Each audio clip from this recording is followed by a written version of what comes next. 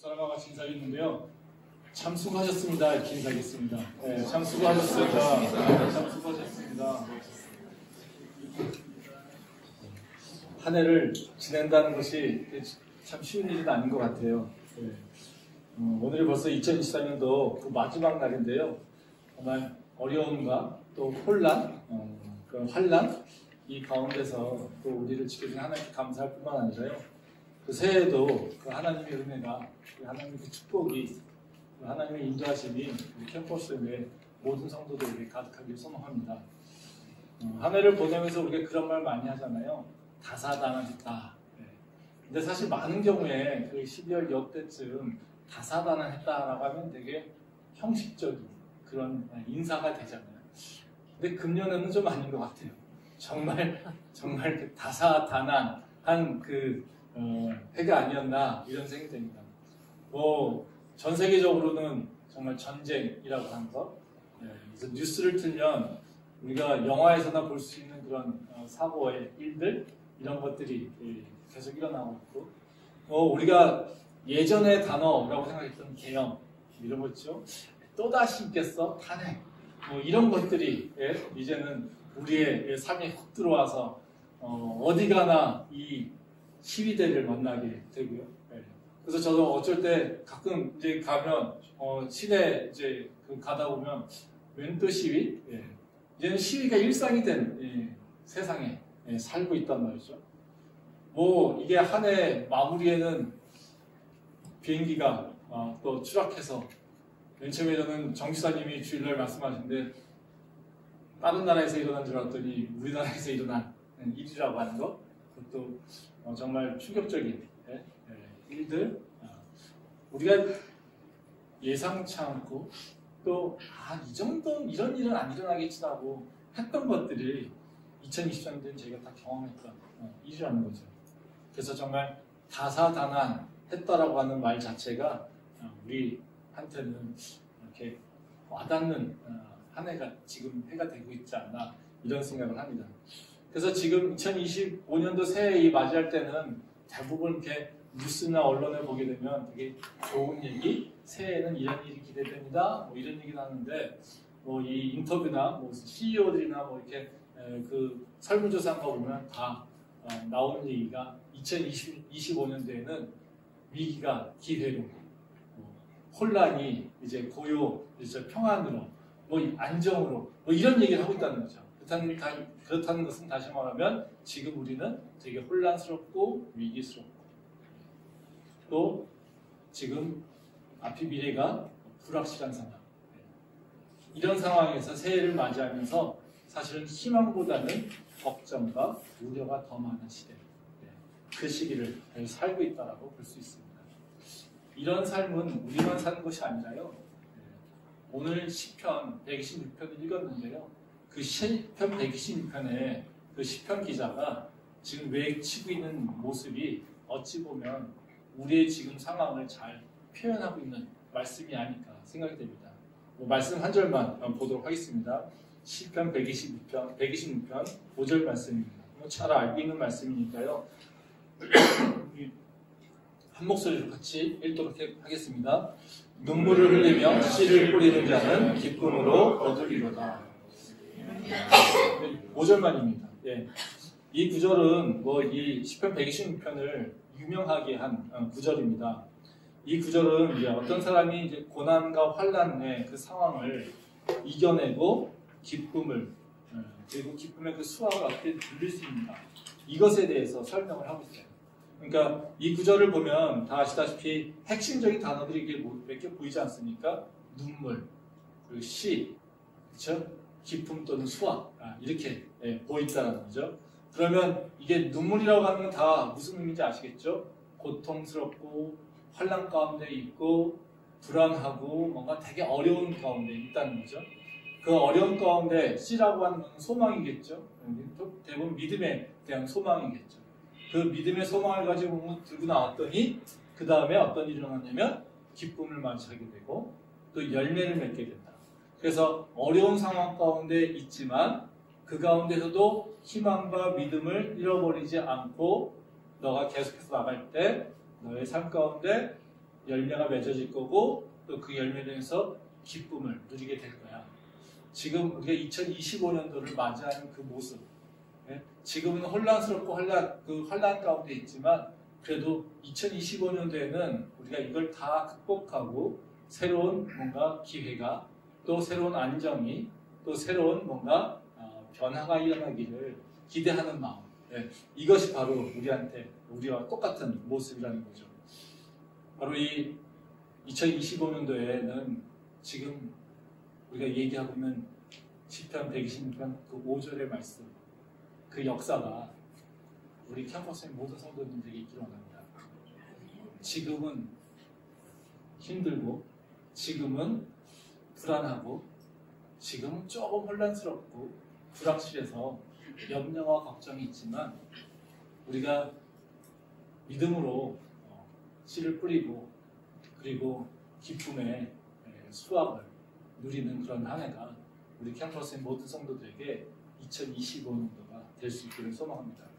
그래서 오늘은 이 말씀을 가지고요, 어떻게 하면 우리가 어려움과 혼란 가운데서도 믿음의 씨를 뿌려서 그래서 수확을 기쁨을 누릴 수 있을까? 즉 어떤 사람이 그 기쁨의 수확을 누리게 되는가? 그 결론, 즉 우리의 인생이 어떻게 하면 해피엔딩으로 만들어낼 수 있을까라고 하는 그것에 대해서 좀 생각을 좀 해보도록 하겠습니다. 그래서 세 가지 정도의 오늘 말씀 가지고 교훈을 좀 찾아보도록 하겠습니다. 첫 번째는요, 우리가 수학의 기쁨을 누리는 삶을 만들기 위해서는요, 우리가 기억해야 될 것이 있는데요, 우리가 고난 가운데에도 분명히 기억할 게 있습니다. 다른 것이 아니라 하나님께 받은 그 구원의 기쁨을 다시 기억해야 됩니다.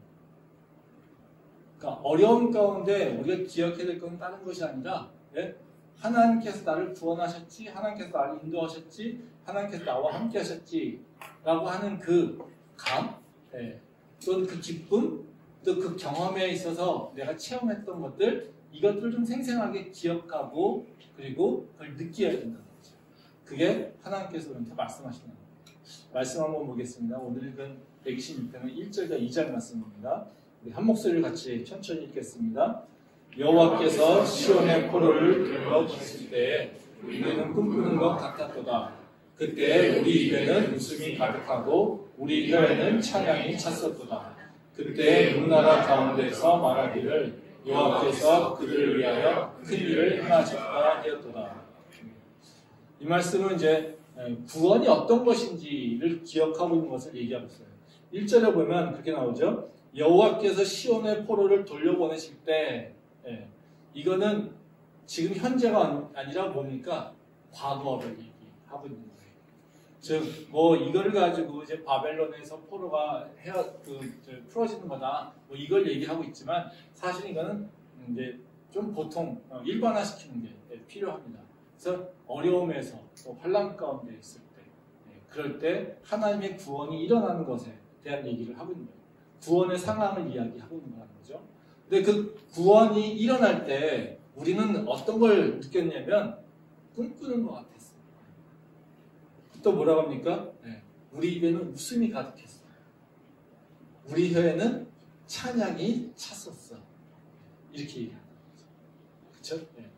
그러니까 우리가 하나님의 구원을 지금 여기서 표현할 때는 어떻게 표현하고 있어요? 되게 형용사적으로 되게 표현하고 있다는 거예요. 하나님께서 나를 구원해 주셔서 기뻤어요. 하나님께서 나를 구원해 주셔서 내가 새 사람 됐어요. 물론 틀린 얘기 아니죠. 근데 그거는 팩트만 얘기하잖아요. 근데 여기 시편 기자는 뭐라고 하냐면요, 하나님께서 우리를 구원하실 때 우리의 삶은 혼란이 아니라 우리의 삶은 꿈 같았어요. 그때 나는 내 입에 찬양이 있었어. 내 입에는 웃음이 가득했어. 그게 구원이었는데. 이게 하나님이 나를 구원해 주셨어라고 하는 것과 그때 내 입에는 웃음이 있었고 내 입에는 찬양이 가득 찼고 나는 마치 꿈꾸는 것 같은 기쁨의 순간이었어. 어떻습니까? 느낌이 다르죠. 그렇죠? 그러니까 우리가 구원이라고 하는 것을요, 과거의 사실로 그냥 끝내버리면 그것은 지금 연결이 안 된다는 거예요. 근데 어떤 일이 있어야 되냐면, 여기 시편 기자가 얘기하고 있는 것은 그 구원이라고 하는 것, 그 기쁨을 지금도 생생히 기억하려고 하는 마음이 있어야 된다. 그래야 그 과거의 구원의 그 감동, 그 힘이 나에게도 지금도 계속해서 역사할 수 있다는 거죠. 우리가 세상에 살면서도 세상에 물들지 않을 수 있는 그런 방법은 다른 것이 아니라 하나님이 나와 함께하고 있다라고 하는 믿음이에요. 근데 그 믿음이라고 하는 것은 이성적으로도 있지만요, 또 하나는 뭐냐면요, 내가 그걸 느끼고 있을 때, 그때 파워가 생긴다. 그냥 내가 하나님 나와 함께하고 있지, 나를 구원했지라고 하는 이것을 그냥 이성적으로 믿고 있을 때는요, 그것이 나한테 힘이 되려면 어떻게 되어야 되냐면요, 내가 한번 생각하고 그것을 반응해야 돼.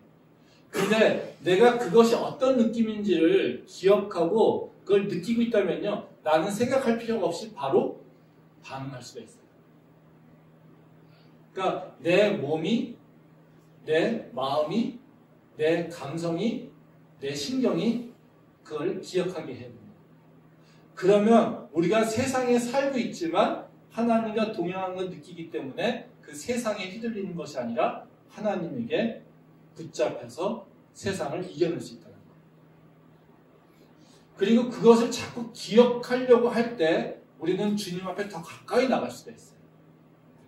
그래서 우리는 구원이라고 하는 것을 조금 더 내 감정이나 내 감성으로 이해하려고 하는 노력이 필요합니다. 그리고 그것을 기억할 필요가 있다는 거예요. 우리가 살면서 과거를 돌아볼 때가 있잖아요. 근데 과거를 그냥 돌아볼 때 그냥 무미건조하게 시간의 흐름으로 무슨 일이 있었어라고 하는 것과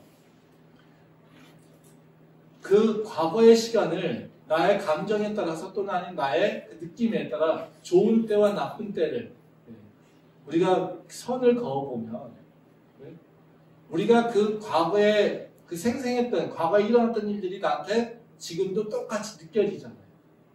그렇죠? 근데 그 느껴지는 게 중요한 게 아니라 그 느껴졌을 때 그 어떤 사건들이 있었느냐를 비교해보면 우리가 믿음이 훨씬 더 생생하게 내가 받았던 그 소위 말하는 첫 믿음, 첫사랑 이런 것들이 나한테 올 수 있다는 거예요. 그리고 그거를 기억하고 그거를 향해 나가려고 할 때 우리는 좀 더 하나님과 더 가까이 그리고 하나님께 더 붙잡힐 수 있다는 거죠. 저 같은 경우는 제가 사역 초기에 그러니까 믿음이 있다라기보다는요, 무엇을 어떻게 해야 될지 참 몰랐어요. 그러니까 사역을 하는데 사실 저는 그때는 사역 초기에는 되게 목사를 하니까 되게 즐겁고 기쁨이 있고 사역하니까 평안하고 사실 저는 사역 초기에는 그런 거 못 느꼈어요. 오히려 사역 초기에는 저는 되게 불안했어요. 걱정이 많았고요. 염려가 많았고요. 이걸 어떻게 하지? 라고 하는 생각이 들었어요. 그래서 사역하면서 저는 사역 초기에는 정말 이렇게 기도를 열심히 했던 것 같아요. 그래서 불안하고 걱정스럽고 내 스스로가 초조하고 그렇기 때문에 제가 그 사역 초기에는 보통 때는 지금은 기도원을 안 가죠. 근데 사역 초기에는 기도원도 많이 갔어요. 그러니까 제가 붙잡을 데가 없다고 생각하니까 내가 의지할 데가 없다고 생각하니까 하나님을 붙잡을 수밖에 없었어요. 그러니까 기도원 가서도 뭐 했는지 모르겠어요. 그냥 목 넓혀서 부르짖고 오면 어쩔 때는 하도 소리 질러가지고 제가 쫓겨난 적도 있어요. 왜냐하면 예배 시간이 끝나는 거, 기도 시간이 왜냐하면 기도는 딱 끝나면 어느 순간 끝나면요 다 조용하고 더 할 사람은 골방으로 들어가거든요. 근데 제가 집중하다 보니까 그 골방을 들어가는 시간을 놓친 거예요. 계속해서 하니까 사람들이 기다리다가 제가 시끄럽게 혼자서 기도하고 있으니까 이제 건드리는 거죠. 골방 가는 거죠. 그런 적이 있었어요. 그러면 그렇게 막 부르짖어 기도하고 나면요, 몸은 되게 힘들어요. 목은 쉬고. 근데 그 기도실 나오는 그 순간이 되게 마음이 후련해요. 그리고 평안해요. 그리고 정신이 맑아요. 전 그 감정을 기억해요. 제가 지금도 기도할 때, 지금은 다른 방식으로 기도하지만, 제가 기도를 이렇게 깊이 들어가려고 할 때, 사실 어떤 모습을 추구하냐면요, 그때 그 평안함, 그럼 그 기도 끝에 오는 그 뭔가 맑아지는 느낌, 이것을 제가 맛봤기 때문에 그거를 추구해요. 그래서 제가 막 정신없이 살다가도 어느 순간에는 제 스스로 혼란스럽다라면 지금 그걸 향해 좀 들어가려고 해요. 그래서 소리도 지르고, 요새는 체력이 안 되니까 소리를 지르는 것보다 다양한 방법으로 더 묵상으로 깊이 들어가려고 이런 방법, 저런 방법을 시도하는 거죠. 근데 그때 제가 기도를 통해서 만족감을 느끼는 거는 그때 느꼈던 그 느낌, 그 가벼움, 그 맑음, 이거를 다시 한번 느끼고 싶은 마음이 있다는 거죠. 근데 그 기억이 제가 하나님이 진짜 있는가라고 하는 저한테도 의심이 들어오려고 할 때, 저는 그 기억에 하나님을 거부 못해요. 부인 못해요. 저도 인간이기 때문에 일이 안 되고 내 기대대로 안 되고, 그리고 내가 기도했는데 그 기도가 응답되지 않고 하면 당연히 의심이 들어요. 내가 혹시 목사라서, 혹시 내가 내 말씀과 내 지식, 이걸로 인해서 하나님이 있다고 스스로 자유하고 있는 건 아닐까? 라고 하는 의심, 저도 듭니다. 근데 그걸 극복할 수 있는 방법은요, 말씀으로도 극복하지만요, 많은 경우에 하나님을 만났을 때 가졌던 그 감성, 그 하나님과 교제했던 그 순간의 느낌, 이것이 우리를 붙잡아줄 때가 있다는 거예요. 이 시편 기자가 지금 왜 이 첫 소절에 하나님의 구원을 얘기합니다. 그 구원도 그냥 구원하셨다 외치는 것이 아니라, 그때 내 입에는 웃음이 있었고요, 내 입에는요 찬양이 가득 찼고요, 그때는 나는 꿈같은 시기였어요. 바로 그것을 내가 경험했기 때문에 엄청난 기적과 이적이 일어나지 않았어도, 홍해 바다가 갈라지는 것, 그런 것이 일어나지 않아도 우리는 하나님이 살아계신 것을 믿을 수 있어요. 이 얘기를 하고 있는 거죠. 그래서 우리가 하나님과 만난 것을 다시 한번 기억해야 돼요. 새해에도 우리가 다사다난한 한 해를 살지 않겠습니까? 그때도 우리가 그것을 해치고 이기고 나갈 수 있는 힘은 어디서 나오냐면, 하나님이 나와 함께하고 있구나라고 하는 그 감성과 그 믿음, 그것이 우리를 붙잡을 수 있다는 거죠. 그래서 우리가 조금 하나님과 관계 속에서 감성적일 필요가 있습니다. 그 감성을 통해서 하나님과 교감하는 것이 필요하다는 거죠. 그래서 그런 아주 미묘하지만 그 하나님과의 깊은 교제가 우리 캠퍼스 성도들 가운데 2025년도 있었을 겁니다. 두 번째로요, 우리가 이제 눈물을 넘어서 수학의 기쁨을 얻기 위해서 우리가 해야 될 일은 뭐냐면요, 하나님의 그 전지전능하신 능력을 조금 신뢰를 해야 돼. 이게 필요합니다. 네. 그 말씀 보겠습니다. 오늘 읽은 말씀의 3절과 4절 말씀입니다. 같이 읽겠습니다. 여호와께서 우리를 위하여 큰 일을 행하셨으니 우리는 기쁘도다. 여호와여 우리의 포로를 남방 시내들 같이 돌려 보내소서. 아멘. 이 말씀은 이제 구원에 대한 얘기를 하고요. 그 다음에 하나님께서 우리한테 뭘 행하셨는지에 대해서 설명하고 있어요. 근데 이 시편 기자는 하나님 행하신 일을 조금 추상적이다가 이제 구체화시켜버려요. 근데 3절에 보면 무슨 얘기 나오냐면 큰일 하셨다 이렇게 얘기하죠. 그럼 큰일 했다라고 하면 우리가 잘 보이지 않잖아요. 근데 큰일이다 라고 해놓고 4절 보면 뒤에서 구체적으로 설명해요. 뭐라고 하냐면 포로를 남방 시내들 길이 돌려 보냈어 이렇게 얘기한다는 거죠. 이게 우리한테는 지금 말이 이 단어들이 와닿지 않아요. 그렇죠?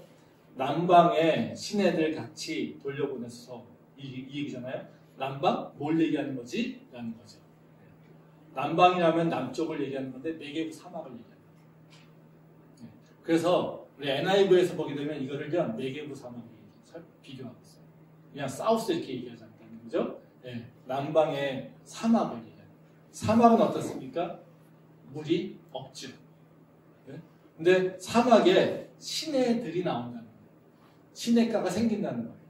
네. 와디라고 하잖아요. 비가 와가지고 사막에 하천이 생기는 일. 네? 그런 일들이 있기 때문에. 그래서 지금 시편 기자가 하나님이 큰일을 행하셨습니다. 이거를 뭘로 표현하고 있어요? 네게브 사막에 천이 생겼어요. 하천. 물길이 생겼습니다. 그럼 뭘 의미하는 거겠어요? 네? 새로운 땅으로 변했다는 거예요. 생각해 보세요. 사막에 하천이 생기고 물길이 생겼다. 가능합니까? 우리가 남방을 바라보면서 무슨 생각을 하겠습니까? 저게 물길이 있을 거다? 이런 생각을 하고 있지 않죠. 하나님의 큰일이라고 하는 건 뭐냐면요. 우리의 상상 밖의 일들이 일어나는 걸 하나님의 큰일이라고 얘기해요. 그냥 하나님이 요 정도는 해주실 수 있을 거야. 그래서 요 정도를 가지고 기대하면서 요 정도가 남을 때 우리는 소망을 품죠. 요거만 기도하면, 조금만 더 기도하면 요거까지 올라갈 수 있을 거야. 그쵸? 그거는 하나님을 믿는 모습이 아니에요. 하나님은 내가 할 수 있는 거, 요만큼 올라갈 때 내가 지금 여기여서 기도까지 하면 요만큼 올라갈 거야. 이것은 하나님이 하시는 게 아니에요. 그건 우리가 하는 거예요. 하나님이 행하신 일이 뭡니까? 불가능한데 저기. 난 할 수 없는 일인데. 난 상상이 안 되는 일인데. 근데 그 일이 내 일이 되는 거예요. 그게 사막에 하천이 생기는 거죠. 고난 가운데 눈물을 흘리고 있다는 건 뭐겠습니까? 오늘 시편 기자가 얘기한 것처럼 희망이 없어요. 그렇죠? 살 길이 없어요. 이거예요. 근데 씨를 뿌린다는 건 뭐겠습니까? 할 수 있다라고 소망을 품는 거예요. 그러면 무슨 얘기겠어요? 할 수 없다고 눈물을 흘리는데 씨를 뿌릴 수 있을까요? 우리 인간의 모습으로는 할 수가 없어요. 근데 눈물을 흘리며 소망이 없습니다라고 하면서 씨를 뿌릴 수 있는 건 뭡니까? 나를 보고 기대하는 것이 아니라, 나를 보고 씨를 뿌리는 것이 아니라 하나님을 보고 씨를 뿌리는 거예요. 그게 어떻게 가능하겠습니까? 하나님의 전지전능한 능력을 믿지 않으면 우리는 그것을 할 수 없다. 사람들이 오해하는 게 뭐냐면요.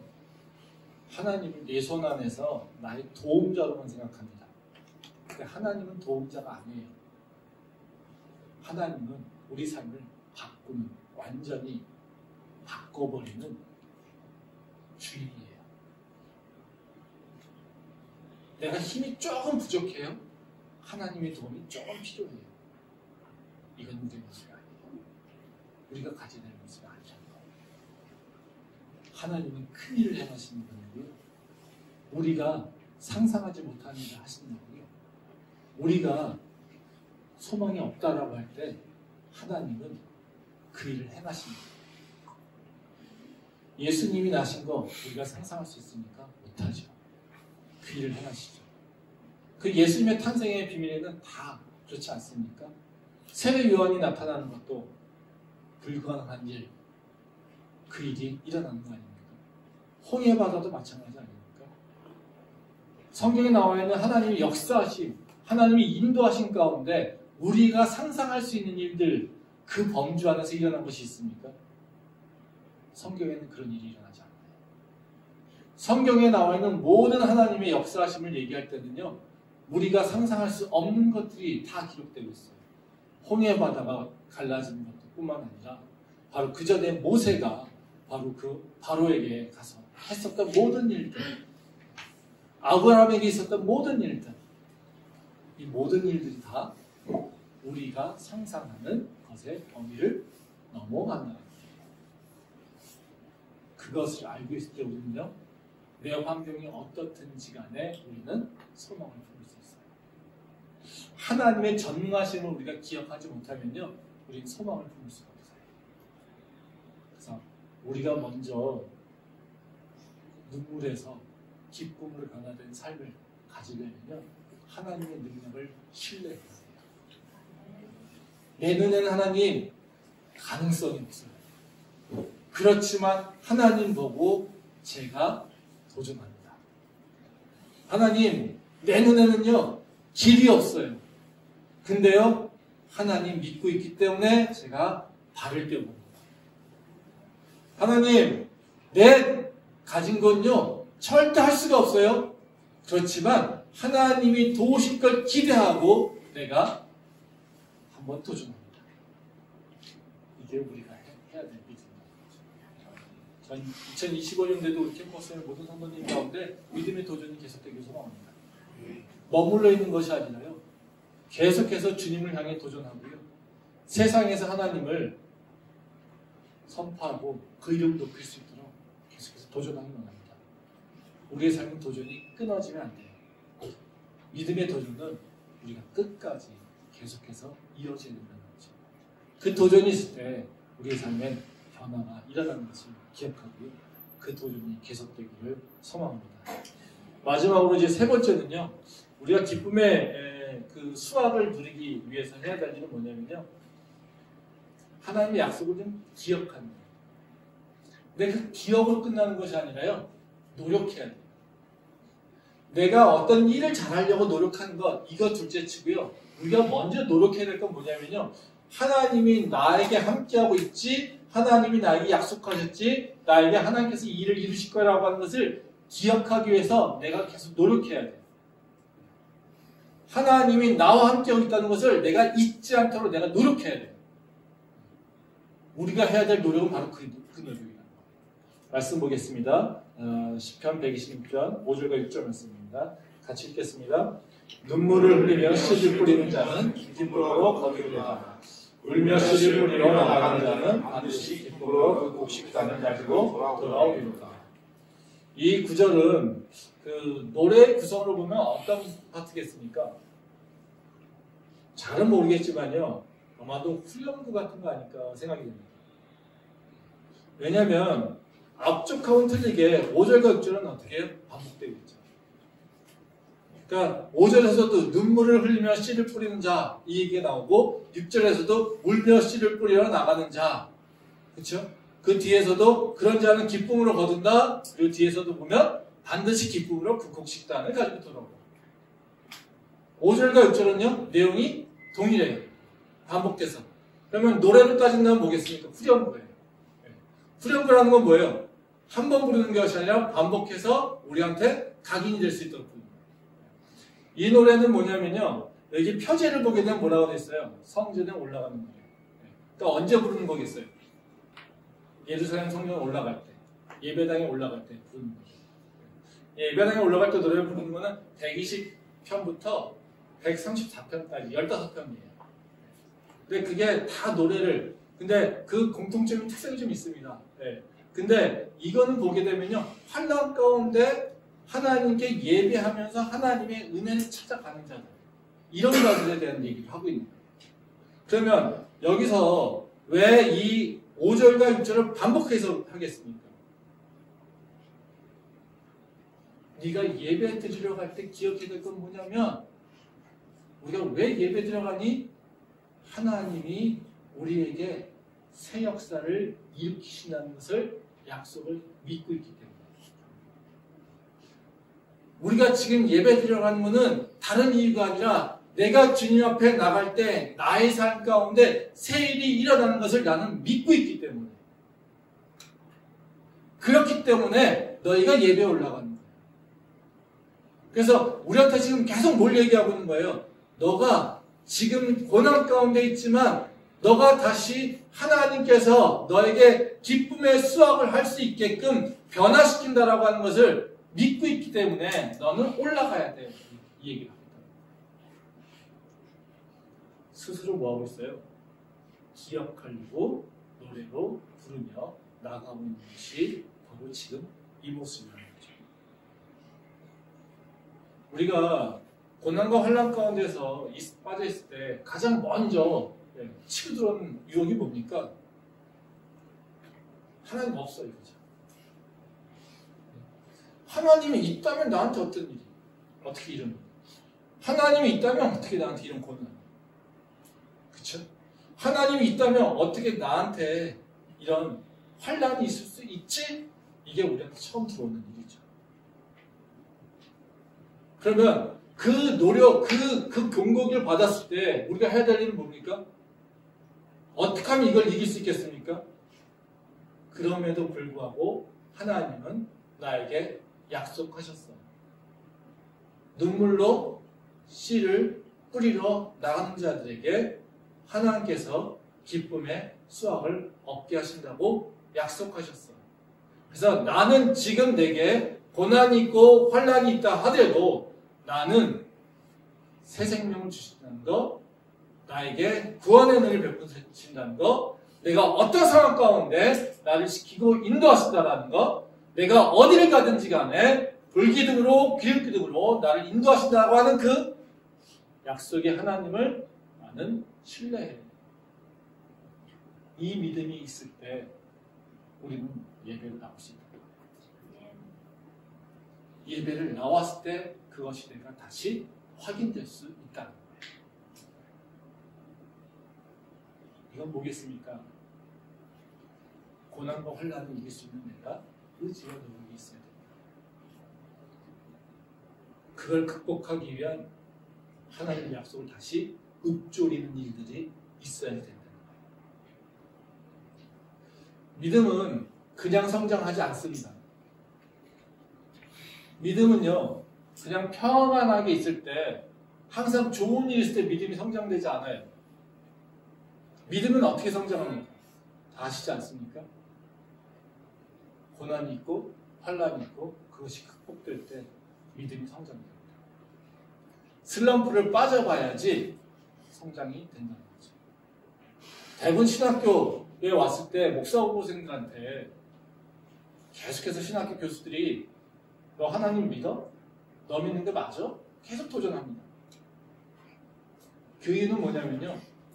너가 감성적으로 아니면 아무 생각 없이 습관적으로 믿는 것이 아니라 너의 머릿속으로 다시 기억하면서 너희가 이성적으로도 생각하면서 너가 믿을 수 있어야 돼. 이겁니다. 그러면 이성적으로 생각하면 우리가 하나님이 살아있다는 걸 그냥 알 수 있겠습니까? 없죠. 그럼 백발백중 시험에 빠지게 됩니다. 그래서 떨겨 나가는 목사 후보생들도 있습니다. 그걸 극복할 때 그가 사역의 현장에 나가서도 흔들리지 않으시다. 베드로전서에도 계속해서 우리한테 얘기하는 게 뭡니까? 너희가 장성한 분량까지 성장을 해야 돼. 근데 그게 뭡니까? 고난을 이겨낼 수 있어야 돼. 단단한 거를 먹을 수 있어야 된다. 고난이 없이 성장은 일어나지 않습니다. 고난을 극복해 나가려고 해야 돼요. 그게 바로 우리의 믿음이 성장되는 과정이라는 거죠. 그래서 그것을 위해서 지금 뭐요? 하나님이 나와 함께하고 계셔. 하나님 날 붙잡아 주신다고 했어. 아, 지금 고난? 그렇지만 하나님 날 이기게 하신다고 했어. 아, 이런 환난? 그래, 있다고 했어. 그렇지만 나는 결국 이긴다고 했어. 아, 어둠의 그 유혹들, 그 어둠의 그 위협들, 아, 있다고 했어. 그렇지만 십자가가 나를 이기게 하신다고 했어. 아, 예수님께서 바로 그 나 같은 자를 위해서 나같이 어둠에 바로 그 유혹받고 세상의 유혹받고 돈의 유혹받고 그리고 세상의 그 권력에 위협받고 그런 자들도 결국에는 이길 수 있게 해주신다라고 나한테 약속하셨어. 그게 십자가야. 이거를 기억하고 나갈 때 우리가 세상을 이길 수 있다는 거죠.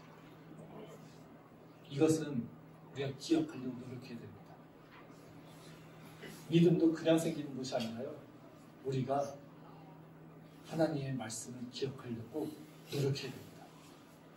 그때 우리가 장성한 분량까지 고난을 이길 수 있는 힘이 있는 믿음으로 나갈 수 있다는 거예요. 믿음은 계속해서 성장해야 됩니다. 그냥 믿음은 정체되어 있으면요. 믿음은 죽어가고 있는 거예요, 사실. 그래서 나는 이 정도면 됐지라고 하는 생각 되면 그거는 믿음이 떨어지고 있는 거예요. 성장을 위해서 계속해서 내가 하나님 앞에 가까이 가려고 하는 노력이 있어야 됩니다. 그런 자들이 어떻게 해요? 눈물로 씨를 뿌릴 수 있어요. 그런 노력이 있을 때 눈물을 흘리는 상황이지만 믿음으로, 소망으로 씨를 뿌릴 수 있어요. 저는 2025년도에 우리가 이런 씨를 뿌리는 그런 노력이 있기 원합니다. 우리가 다시 한번 하나님께서 나와 함께 하신다는 그 약속을 믿고 믿음의 성장을 위해서 도전했으면 좋겠습니다. 나는 지금에 머물고 있지 않을 거야. 내년에는 하나님께서 기뻐하시는 더 한 단계 성장을 할 거야. 내년에는 사단마귀가 나에게 이제는 다른 무엇을 유혹을 할까 시험하게 할 거야. 나는 지금의 유혹받는 거 더 이상 나한테 유혹이 되지 않게 할 거야. 아, 나는 지금 받고 있는 그 고난, 더 이상 이 고난 때문에 내가 주인과 나의 관계에 영향받지 않을 거야. 이런 고백과 결단으로 나가야 된다는 거죠. 그때 우리가 기쁨의 수확을 할 수 있다는 겁니다. 2025년도가 그런 한 해가 되기를 소망합니다. 우리 모두가 수확을 해서 그 기쁨으로 하나님께 영광 돌리는 주님의 백성, 그 백성을 나갈 수 있기를 간절히 소망합니다. 기도하겠습니다.